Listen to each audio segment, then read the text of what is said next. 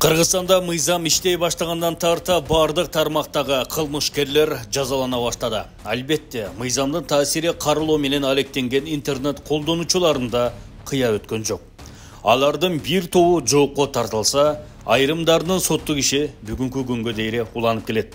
Ал эми саналуу журналисттер камалган адамдарга элдин көңүлүн бурууга аракет кылышып, сөз эркиндигине доо кетти деп чыркырап чыгышты. Бизде сөз эркиндиги да бар, адам укугу да корголгон. Бирок сөз эркиндиги деген жалган маалыматтарды таратып же бирөөнүн аброюна шек келтирсе болот дегенди билдирбейт. Муну тыштан каржыланган медиа өкүлдөрү жакшы билет. Бирок бул жөнүндө негедир унчукпай келишет. Тыштан каржыланган журналисттердин кожоюндары байырлаган өлкөлөргө саресеп салсак, аларда социалдык тармактарда бийлик өкүлдөрүнө карата бузуку пикир жазгандыгы үчүн камалгандар арбын. Германияда 2017 жылы интернет желесин тартипке келтирүү үчүн катаал мыйзамдар кабыл алынган.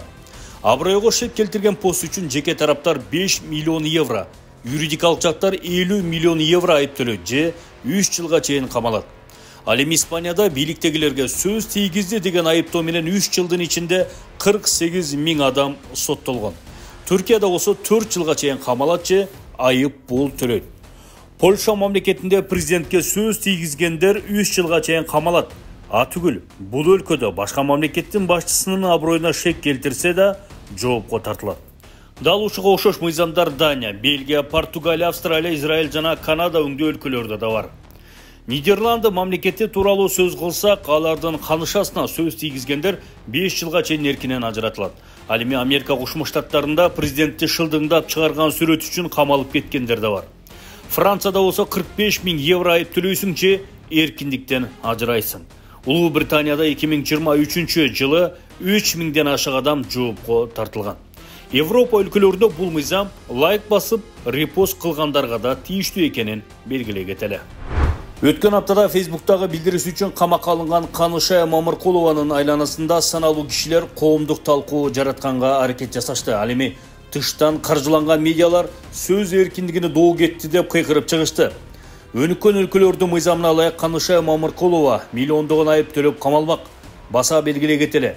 Сөз эркиндиги бул каалаганыңды саймедиреп коюу эмес, артында чоң жоопкерчилиги бар демократиялуу жол. Журналистика тармагынын өзүнө таандык этика менен эрежеси бар. Журналист материал жасап жатканда ошол эрежелерге баш ийет.